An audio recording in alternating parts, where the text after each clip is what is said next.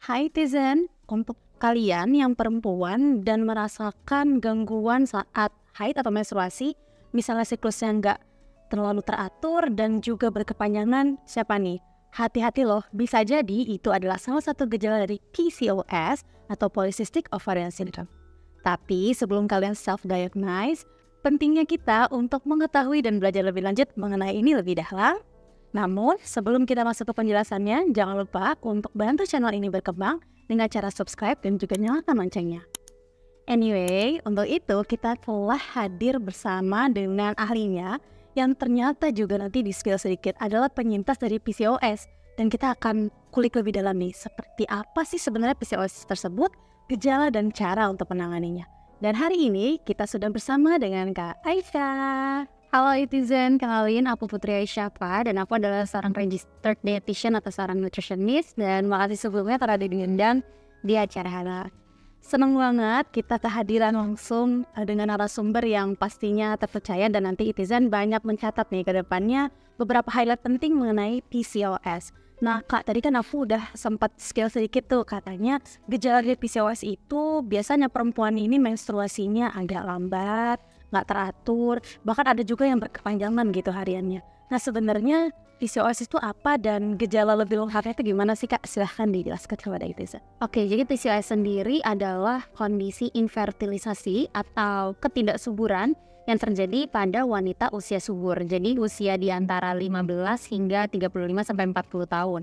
Terus juga biasanya disertai dengan hormon androgen yang meningkat. Jadi hormon androgen itu hormon yang biasa ada pada pria. Nah, hormon pada pria ada di tubuh kita meningkat gitu. Nah, biasanya gejalanya beragam dan berbeda-beda di tiap wanita. Oke. Tapi tadi kakak udah menyebutkan di awal bahwa yang pasti itu biasanya menstruasi tidak teratur. Jadi biasanya harusnya kita setiap bulan menstruasi. Jadi kalau 1 tahun harusnya 12 kali menstruasi. Tapi kalau misalnya ini dengan gejala PCOS hanya menstruasi sekitar 8 sampai 9 kali aja 1 tahun. Jadi dia mensnya itu muncul 2-3 bulan sekali gitu. PCOS tadi ya kurang 3 atau bahkan ada yang kurang dari itu. Nah sebenarnya secara populasi Kak, kalau kita lihat di datanya, sebaran penderita PCOS wanita di Indonesia berapa banyak sih Kak? Kalau misalnya prevalensi secara nasional itu aku belum menemukan sumber terpercayanya. Tapi memang aku membaca beberapa penelitian di sebuah kota, ada satu penelitian di Palembang. Beliau si peneliti ini meneliti remaja usia 15-19 tahun. Dari 150 orang atau 150 sampel itu didapatkan 23-24% mengalami PCOS. Jadi memang walaupun terkesan nggak nyampe setengahnya, tapi ternyata itu nyata ya. Di Indonesia bahkan yang remaja sudah PCOS. Ada juga penelitian di Indonesia secara keseluruhan itu menyatakan 40% infertilitas terjadi pada atau akibat wanitanya, 30% infertilitas terjadi akibat prianya, dan sisa 30%-nya akibat keduanya. Jadi ketidaksuburan si wanita dan pria. Tapi memang di penelitian itu tidak dijelaskan secara lanjut kira-kira infertilitasnya karena apa. Tapi bisa kita simpulkan bisa jadi itu salah satu penyebabnya adalah si PCOS tadi. Jadi yang perlu di-highlight itu sebenarnya infertilitas itu bisa jadi berasal dari perempuan, laki-laki, atau bahkan keduanya. Betul ya. Oke. Nah Kak, sebenarnya ada nggak sih pola kita sehari-hari ya hidup ataupun kebiasaan kita yang bisa jadi memantik kemunculan PCOS ini? Jadi memang PCOS itu didasari dengan pola hidup sedentary life. Jarang bergerak, jarang berolahraga, tapi asupan makannya berlebih. Tidak asupan yang masuk dengan apa yang kita keluarkan itu nggak balance. Nah itu adalah sumber dari segala penyakit sebenarnya, nggak hanya PCOS. Cuma memang pada wanita itu menyerang salah satunya di kondisi PCOS tadi. Jadi kalau misalnya dari makanan kita kebanyakan makan karbohidrat yang sederhana, secara berlebihan, nasi putih gitu misalnya ya. Terus juga makanan yang berlemak, gorengan, jeroan, santan. Terus juga minuman atau makanan yang manis, pokoknya yang sweet tooth itu hati-hati ya.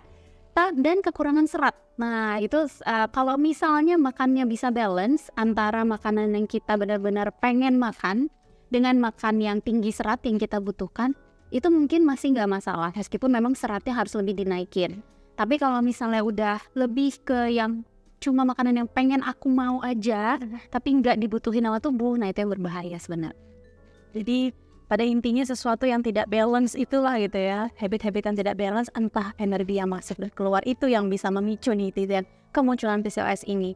Nah, tadi aku sempat di-spill sedikit nih sama kakaknya di balik layar ya, kalau kakaknya ini juga salah satu penyintas PCOS. Boleh dong Kak di-share pengalamannya, kira-kira mungkin bagi netizen yang sekarang lagi jadi survivor mungkin tuh bisa dapat inspirasi dari kakak terkait dengan perjalanan, dan mungkin sekarang kalau bisa dikatakan sudah sembuh gitu ya kan dari PCOS ini. Silahkan nggak di-share ke netizen sekalian. Oke, jadi waktu aku awal-awal kena PCOS itu memang pada saat setelah menikah dan mau merencanakan punya anak.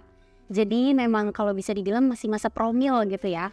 Nah, pada saat itu, tapi kalau misalnya bisa diibaratkan ada stadiumnya, PCOS aku mungkin stadium yang rendah jika dibandingkan dengan teman-teman yang aku tahu memang memiliki PCOS sekarang. Aku mungkin kondisinya lebih ke endometriosis. Jadi haid aku sempat beberapa kali hanya 2 bulan sekali, tapi itu nggak sering. Jadi seringnya tiap bulan tetap menstruasi, cuma sakitnya luar biasa. Jadi ada pengendapan darah yang tersimpan di dalam rahim aku yang nggak luruh bersamaan dengan siklus menstruasi. Nah itu yang membuat sakit, dan biasanya teknik medis itu menyebutnya endometriosis. Kemudian waktu itu aku juga sampai nggak bisa jalan.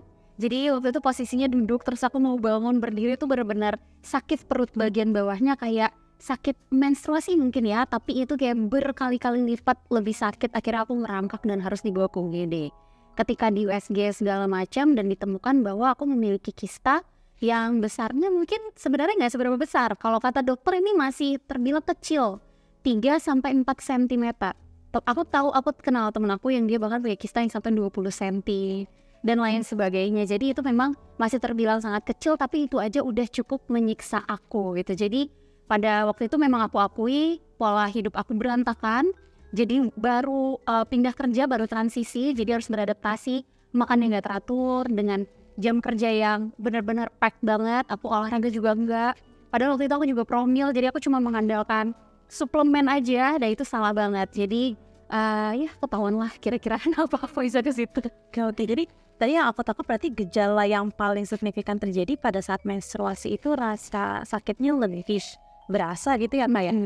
Kalau misalnya kita telaan lebih lanjut, sebenarnya PCOS ini tuh punya gejala umum dan spesifik gak sih Kak? Biasanya kan mungkin gini, kalau kita ngomongin tentang penyakit, terkadang ada satu orang yang sudah punya penyakit bawaan, akhirnya gejalanya itu spesifik gitu Kak, cuma ada di orang ini karena dia punya penyakit bawaan atau riwayat penyakitnya agak berbeda gitu sebelumnya. Nah kira-kira kalau untuk PCOS ini nih case-nya biasanya gejala umum dan spesifiknya nih untuk beberapa orang yang ada masalah kesehatan tuh apa sih Kak? Kalau PCOS sebenarnya gejalanya banyak banget ya Kak. Tapi yang pasti akan dialami rata-rata banyak wanita itu adalah menstruasi yang tidak teratur. Jadi tergantung durasi dan frekuensinya mereka masing-masingnya. Tapi biasanya baru mens 2 bulan sekali, 3 bulan sekali, ada yang 6 bulan sekali. Jadi pokoknya tidak setiap bulan mens, itu yang pasti. Tapi gejala pendukungnya itu yang setiap orang berbeda. Ada yang jerawatan tapi nggak cuma di muka, tapi di bagian dada dan punggung juga. Ada yang menghitam bagian kulitnya di bagian lipatan, biasa di belakang leher, di lipatan yang siku, atau yang di belakang dengkul. Ada juga yang mood swing. Biasanya kalau misalnya kita PMS emang udah mood swing ya, tambah lagi mood swingnya makin parah. Kalau PMS kita bisa perkirakan ya, misalnya seminggu sebelumnya bawaannya pengen marah-marah, pengen makan banyak. 3 hari sebelum menstruasi mungkin kita sedih, nangis-nangis ya, nontonin drama Korea, ternyata gak ngapa-ngapain kita nangis gitu kan. Berarti pada hari hamil lemes dulu, darahnya udah keluar. Nah tapi kalau untuk orang yang PCOS, memang biasanya mood swingnya itu lebih tidak terukur, tidak terkira. Memang gak semuanya, tapi beberapa orang akhirnya menyangka itu adalah penyakit mental, padahal bisa jadi itu utamanya adalah PCOS, bukan mentalnya. Terus juga yang paling orang kurang paham mungkin ya, obesitas atau peningkatan berat badan berlebih yang merujuk ke penyakit metabolic syndrome, itu juga menjadi salah satu gejala dari PCOS. Ya, menarik banget. Jadi sebenarnya kompleks banget ya Kak, dan untuk bisa mendiagnosis apakah kita ataupun teman kita itu PCOS itu memang perlu ada observasi lanjutan gitu ya, nggak cuma satu terus kita udah bilang oh ini kayak PCOS gitu. Jadi kompleks banget untuk bisa menentukan itu memang terdiagnosis betul PCOS begitu ya Kak. Iya. Nah tadi menariknya Kak Putri bilang, Kak Aisyah bilang bahwa kemarin itu kakak sempat kena PCOS karena jadwal makan yang berantakan gitu ya, terus pos adaptasi dan lain-lain.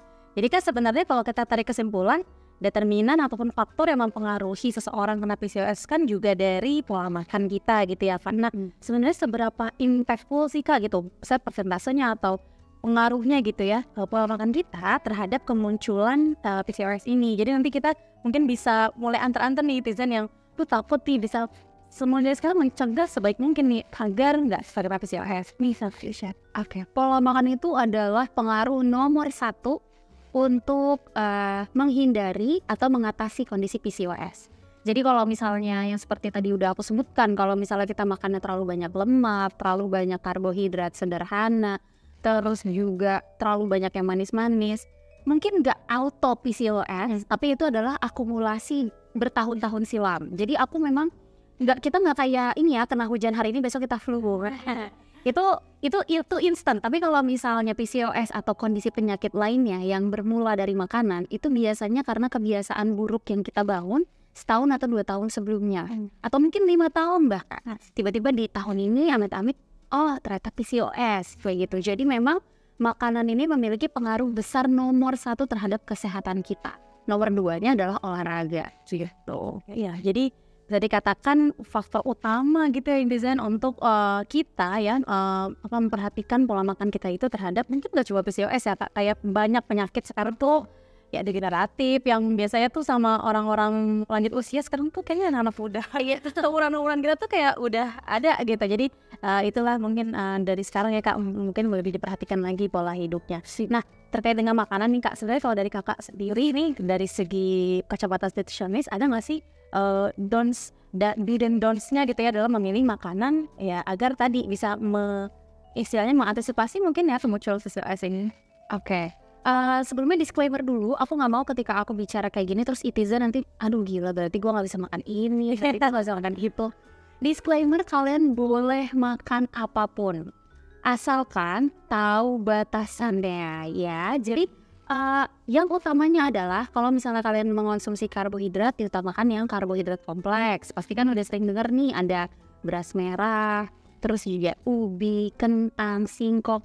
Berarti beras putih nggak boleh Kak? Boleh. Jadi yang tadi aku bilang, boleh dikombinasi misalnya beras putih atau beras merah, atau beras putih misalnya beberapa hari kemudian beras merah, atau misalnya nggak melulu makan nasi juga bisa kan ya, bisa diganti dengan kentang, roti dan lain sebagainya. Terus juga untuk protein, misalnya protein hewani itu hindari yang mengandung lemak tinggi. Jadi seperti daging merah, kalau bisa makannya sebulan 1-2 kali aja. Lebih ke arah ikan, karena ikan mengandung asam amino esensial yang sangat bagus untuk tubuh kita, terutama untuk teman-teman yang memang sudah mengidap PCOS, kita membutuhkan protein dari ikan. Terus kalau misalnya alergi mungkin bisa beralih ke ayam, tapi juga ayamnya kita lebih wise memilihnya yang bagian dada. Protein nabati, tahu tempe itu bagus, tapi tergantung bagaimana pengolahannya. Kalau misalnya ujung-ujungnya digoreng terus dengan minyak yang memang banyak banget, padahal pilihan makanan diolah tuh banyak juga. Nah itu juga hati-hati, jangan sampai merasa oh protein hewani banyak lemak, aku makan protein nabati aja deh, tapi tempenya tempe goreng mendoan, tempe goreng malahan ya tahu bakso gitu ya. Itu malah menambah kondisi kita lebih parah. Jadi memang ya sewajar aja, nggak sesekali yang digoreng nggak apa-apa, tapi kalau bisa divariasikan dengan makanan lain. Dan yang utama adalah serat.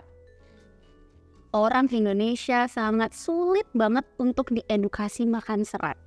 Serat itu datangnya bisa dari sayur, dari buah. Kalau teman-teman gak suka sayur, makanlah buah. Kalau misalnya merasa makan buah itu berat, silakan makan sayur. Jadi ya udah seputaran itu aja.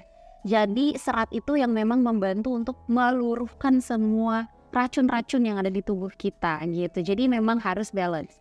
Kalau misalnya pertanyaannya nanti datang, Kak boleh nggak sih aku minum kopi? Ya nih. Kopi kayak gimana dulu nih? Kalau misalnya kopi hitam nggak pakai gula, nggak pakai creamer, oh boleh banget sehari 1 gelas. Tapi kalau misalnya kopi dengan gula dan creamer, saran dari aku sebenarnya bikin sendiri karena kita tahu takarannya. Tapi kalau misalnya beli di luar, mungkin bisa request less sugar atau no sugar. Terus habis itu nggak pakai creamer, nggak pakai tambahan-tambahan lain yang meningkatkan lemak dan juga gula gitu. Kayak noted tadi yang lebih ke poin kopinya nih kan biasanya. Orang-orang tuh kalau ini ya benar-benar kopi itu number one lah ya untuk memulai aktivitas yang lain. Jadi tips itu mungkin bisa diterapkan ya netizen. Nah tadi kan kita ngomongin makanan minuman nih Kak. Tapi kalau untuk mencegah PCOS sebenarnya ada nggak sih Kak anjuran kita untuk mengkonsumsi suplemen tambahan atau vitamin gitu biar bisa lebih balance? Suplemen itu sebenarnya di-address atau diajukan untuk orang-orang yang memang kekurangan dari makanannya. Tapi tidak menutup kemungkinan kita yang sudah cukup makannya, menurut kita ternyata memang kekurangan suplementasi juga. Bisa dikonsultasikan ke dokter atau ahli gizi, tapi memang kalau dari penelitian yang aku baca, vitamin B kompleks itu memang membantu untuk menghindari kita dari kondisi PCOS. Dan yang utama adalah vitamin D sebenarnya, delta ya, vitamin D. Vitamin D ini datangnya kalau nggak dari suplemen, itu dari sinar matahari. Jadi vitamin D itu membantu untuk melancarkan siklus menstruasi kita. Jadi bentuknya pencegahan, bukan penyembuhan. Karena suplementasi itu biasanya untuk mencegah kita sakit. Nah, jadi dia melancarkan siklus menstruasi dan juga menurunkan kondisi infertilitas. Karena di beberapa penelitian memang ada orang-orang yang mengalami ketidaksuburan, ternyata kadar vitamin D di dalam tubuhnya itu defisiensi gitu. Ternyata ada korelasinya ya. Kira nih cuma untuk pertumbuhan tulang, ternyata satu vitamin itu punya banyak manfaat ke yang lain-lain ya. Betul. Nah terkait ini nih Kak, karena Kakak bisa dikatakan sebagai survivor yang berhasil gitu ya untuk sembuh dari PCOS, boleh dong Kak di-share pola makan sehat yang memang baik nih untuk dilakukan sama teman-teman survivor PCOS sekarang yang Kakak rekomendasiin deh, kayaknya harus makan ini A, B, C, D. Boleh Kak, silahkan di-share. Oke, jadi aku awalnya pada saat menjadi pasien PCOS, aku nggak pernah sarapan. Jadi aku mempraktekkan intermittent fasting. Itu sebenarnya nggak masalah intermittent fasting, tapi kondisi pada waktu itu aku salah. Jadi tidak untuk dicontoh. Sarapan itu penting, itu yang nomor 1. Tapi pilihlah bahan makanan dan juga porsi yang sesuai dengan tubuh kita. Waktu itu aku memang sempat berada pada fase berat badan agak berlebih sedikit dari ideal aku. Nah, aku berusaha untuk menurunkan berat badan aku karena utamanya pasien atau seorang dengan PCOS itu bisa diutamakan dari penurunan berat badan dulu. Atau tidak menambah berat badannya lebih berat lagi daripada saat itu. Jadi aku cutting kalori yang pertama, 200 kilokalori per hari aku cut. Biar tidak ada penambahan berat badan yang tidak diperlukan. Kalau misalnya teman-teman ingin menurunkan berat badan, aku punya tips, turunkan atau cut 500 kilokalori per hari untuk menurunkan 0,5 kg per minggu, bukan per hari ya. Terus kalau misalnya mau lebih ekstrim sebenarnya, tapi harus dikonsultasikan ke ahli gizi, itu menurunkan atau cutting 1000 kilokalori per hari untuk menurunkan 1 kg per minggu. Jadi teman-teman PCOS dengan kondisi overweight, obesitas itu bisa mulai dengan bikin berat badannya turun dulu aja. Terus makan paginya itu aku waktu itu pakai kalau nggak roti isi telur dan selada dan tomat. Itu biasanya aku makan kayak nasi merah. Terus aku pakai wrap gitu ya, nasi merah. Terus ada beberapa sayuran di dalamnya kayak wortel, buncis dan jagung manis. Terus juga ada sedikit dada ayam sebagai proteinnya. Terus tetap aku nyemil jam 9 jam 10 pagi tapi buah. Pisang 1 kali. Makan siang seperti biasa, nasi putih, protein hewani, protein nabati, sayur. Tapi porsinya memang lebih sedikit sesuai dengan cutting kalori yang tadi aku bilang di awal. Terus juga nyemil sore, karena jam 3 jam 4 biasanya kita lapar, ngantuk, gak bisa mikir ya di kantor ya. Waktu itu aku nyemil tapi porsinya juga sedikit. Jadi waktu itu aku suka makan dimsum. Tapi biasanya kalau aku makan 3-4 pieces dengan bumbunya, ini aku hanya makan 1-2 pieces. Makan malam, porsinya sama seperti makan siang. Kalau misalnya males masak atau cari makan, biasanya konsep makanannya sama kayak makan siang. Atau kalau misalnya berbeda ya tinggal disesuaikan porsinya aja kayak makan siang gitu sih Kak.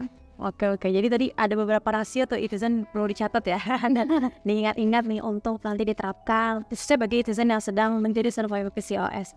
Nah tapi tadi kan kayaknya kalau lihat dari penjelasannya Kakak tuh kayak apa ya, mungkin menunya itu lengkap banget dari A sampai Z gitu ada. Tapi kan ada nih beberapa dari kita tuh ada aja yang nggak suka inilah, nggak suka itulah. Nah gimana caranya kita bisa memastikan menu yang kita pilih tadi sesuai dengan selera kita, tapi tetap nih bisa membantu kita untuk tadi mengatasi PCOS atau mungkin mencegah kita dari teman-teman yang pengen mencegah dari sekarang gitu. Oke, jadi aku memang sedikit punya cerita juga nih Kak. Ada teman aku bisa dibilang ini waktu itu pernah jadi klien diet aku juga. Beliau saat ini mengalami kondisi PCOS padahal lagi gencar-gencarnya promil. Nah disayangkan PCOS karena berat badannya semakin meningkat post diet dengan aku. Terus dia dengar bahwa yogurt dan oat itu merupakan salah dua makanan yang bisa membantu untuk mengatasi kondisi PCOS-nya. Tapi dia nggak suka yogurt sama oat. Kemudian aku bilang ke teman aku bahwa yogurt dan oat itu nggak mandatory. Yang mandatory adalah makanan tinggi serat. Makanan tinggi serat tuh banyak banget. Selain oat, itu ada sayur buah yang aku sebut yang secara sederhana ya, yang mungkin lebih ramah di kantong istilahnya. Jadi memang kalau misalnya dari yang aku jelaskan tadi, yang karbohidrat kompleks, tadi ada nasi merah, ada ubi, singkong, kentang, nasi merah, udah mahal, nggak enak, kalau nggak bisa ngolahnya keras biasanya ya. Kalau gitu silahkan beralih ke ubi cilembu misalnya. Rasanya manis, murah lagi ya kan, itu bisa buat cemilan kalau emang nggak terbiasa makan sebagai makanan utama. Makanan utamanya tetap nasi putih nggak apa-apa, tapi mungkin untuk lauknya misalnya telur ayam 1, atau misalnya kalau misalnya memilih ayam lebih cenderung ke pilihan yang dada. Kalau mau paha sesekali nggak apa-apa, terus sesekali makan daging merah nggak apa-apa, dan jangan lupa ikan itu juga bisa mengganti protein hewani. Terus juga nabati, tahu tempe itu tetap boleh dimasuki, tapi ya pilih salah satu aja, jangan tahu tempe dua-duanya ada di situ ya, paling tahu aja satu. Sayurnya juga jangan ketinggalan. Kalau nggak suka sayur silahkan shifting ke buah-buahan. Jadi aku kayaknya sayur off deh karena dia pahit banget. Ya udah kalau gitu sediakan satu waktu cemilan kayak aku tadi, mungkin jam 10 pagi atau jam 4 sore untuk makan rujak buah mungkin. Ada juga yang dried itu sekarang nggak ada ya? Dried fruits gitu ya? Iya kayak kismis, kayak almond bread gitu-gitu, itu juga bisa sih Kak. Itu bisa jadi pilihan kayak cemil kan sebenarnya kalau sambil kerja kita suka ya ngambil tiba-tiba habis ya. Daripada kita ngambil ini ya basreng ya kan. Enak lagi. Mendingan kan kita ngambil kismis, buat tahu-tahu oh udah banyak ya bahan buahnya. Tapi memang kalau bisa yang fresh fruits lebih baik ya. Lebih baik apel mungkin, terus pisang, terus habis itu anggur yang satuan bentuknya butiran itu juga bisa gitu sih menurut aku. Sip. Thank you banget Kak, penjelasannya lengkap banget, dan tadi banyak banget tadi pesan ataupun titipan dari Kakak yang mungkin bisa jadi note bagi kita semua. Nah untuk itu kita coba tutup videonya, tapi sebelumnya mau dong Kak dikasih closing atau pesan-pesan nih bagi teman-teman netizen yang sekarang masih menjadi survivor PCOS biar semangat mungkin dan mungkin nggak down gitu ya karena emang udah di diagnosis seperti itu ya kan. Oke, jadi untuk teman-teman yang mungkin sekarang lagi menjadi survivor PCOS, pertama semangat, aku tahu kalian bisa melalui ini semua. Yang kedua jangan stres, karena kalau misalnya kalian stres, kalian tuh akan kayak oh udahlah daripada mikirin kayak gini aku bebas mau makan apa aja gitu ya. Jadi jangan stres. Dan yang ketiga, silahkan lebih wise dalam memilih makanan kalian, lebih bijak lagi. Kalian yang misalnya belum kena PCOS sama sekali, itu masih bisa mencegah dengan berbagai makanan yang tadi udah aku bilang, aku sarankan. Dan kalau misalnya sekarang kalian lagi struggling PCOS, yang pertama ingat turunkan dulu aja berat badan atau fokus berat badan di ideal, terutama untuk teman-teman yang memang kondisi berat badannya itu overweight atau bahkan obesitas. Itu yang pertama. Kemudian yang kedua, jangan lupa minum air putih yang banyak, itu juga perlu, dan berolahraga. Jadi kalau dari tadi kita lebih cenderung membahas ke arah makanannya, jangan sampai lupa bahwa apa yang kita makan itu juga energinya harus dikeluarkan lagi dalam bentuk aktivitas fisik. Jadi semuanya harus balance. Dan yang terakhir, istirahat yang cukup. Aku selalu bilang sama teman-teman aku atau klien-klien aku, ada 3 poin utama untuk kita menjadi sehat. Yang pertama makanan, yang kedua olahraga, dan yang ketiga adalah tidur. Jadi kalau misalnya kita tidurnya kurang, istirahatnya nggak cukup, kalau kita nggak bisa memenuhi di malam hari tapi siangnya tetap beraktivitas, itu juga menjadi salah satu alasan kita bisa cepat sakit. Jadi memang sebaiknya jangan lupa untuk membalancekan hidup kita jauh-jauh dari sedentary life, sebisa mungkin olahraga seringan mungkin nggak masalah. Nggak usah ikut pound fit kalau emang nggak ada waktu dan nggak bisa gerakan cepat, silahkan jalan kaki, dimulai dari small steps seperti tadi katakan Naura. Terus juga makanan juga shifting ke makanan yang lebih baik, itu dimulai dari small steps. kalau nggak suka yang satu bisa dicoba yang lain. Yang penting konsumsi makanan tinggi serat, rendah gula, rendah lemak, dan rendah karbohidrat sederhana. Nah, itu ya, semangat ya. Semoga setelah kakak kasih itu penutupnya, kita semakin semangat untuk menjalani hidup sehat. Pokoknya jangan minder gitu ya. Pasti bisa kok, pasti bisa sembuh. Nih kakaknya kan adalah bukti nih bahwa kalau kita berusaha betul-betul pasti bisa sembuh, akan ada jalannya gitu ya kak. Nah, terima kasih Tizen. Kita cukupkan video kali ini. Kalau kalian punya ide nih pembahasan topik di video selanjutnya, jangan lupa untuk like dan juga share ke teman-teman kalian. Dan pastinya juga jangan lupa nih untuk cek Eating Market, karena kita ada beberapa produk yang tadi tinggi serat dan pastinya sudah direkomendasikan untuk survivor PCOS meningkatkan konsumsi serat tadi. Nah, untuk itu jangan lupa juga untuk bantu channel ini berkembang dengan cara subscribe dan juga nyalakan loncengnya.